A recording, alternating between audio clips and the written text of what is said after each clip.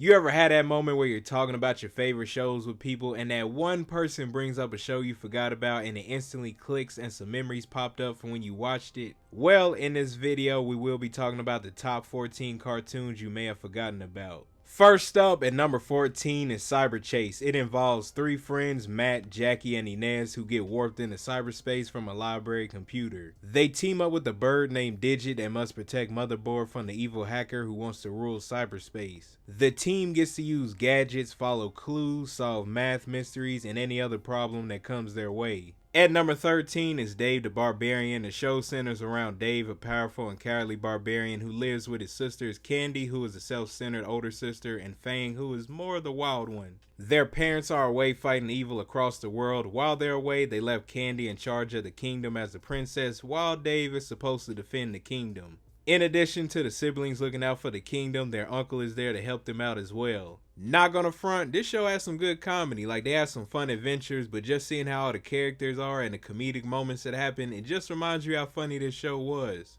I love this time of year, don't you? Yes!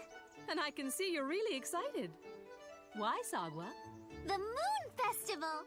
At number 12 is Sagwa, the Chinese Siamese Cat. I know it's a long name, but it follows Sagwa, whose family resides in a palace in China and are a part of a royal family of cats who have the ability to write with their tails. Sagwa, her siblings, and a bat have adventures that are usually followed by moral lessons. This show was a pretty good one to watch, but the only thing is that it only got one season. At number 11 is Real Monsters. This show is about three monsters who are supposed to learn the art of scaring at the Monster Academy, and you see all the things that they go through. Also, the main characters from this show had a cameo in one of the Rugrats episodes. Number 10 is Rocko's Modern Life. Rocko is a wallaby who has moved from Australia to the US, but life there isn't going how he had hoped. During the show, we got to see the different adventures Rocko and those close to him went on, and the many different comedic moments that was funny to watch.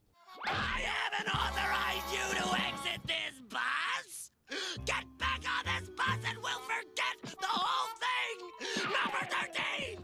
At number 9 is Recess. The show focuses on the popular and confident TJ, the athletic Vincent, Ashley, who is the tough girl, the gentle giant Mikey, Gretchen, who is smart, and Gus, the shy new kid. They make it their mission to protect the kids on the playground despite the rules of King Bob and his minions who enforce unwritten laws. TJ, Ashley, Vince, Gus, Gretchen, and Mikey seek a rational balance between conformity and individuality. Also, they gotta be careful around Randall because he will tell on them in a minute. At number 8 is Doug. The show follows Doug Funny, who has recently moved to Bluffington with his family. The show deals with life and imagination and seeing the experiences that he goes through in his new surroundings. Seeing the different interactions that he has with his family, friends, and even his dog. Also, Doug writes in his journal and thinks about him being a superhero.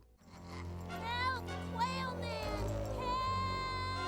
Help! Yes, I'll save you, Patty.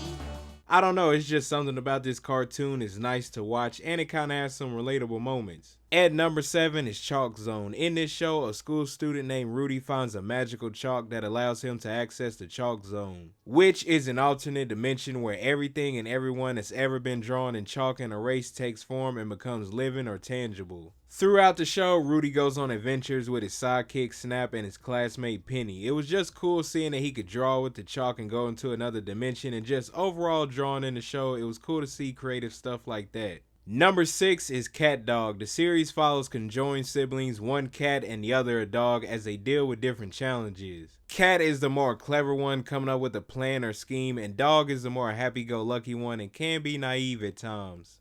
Lower me down slowly.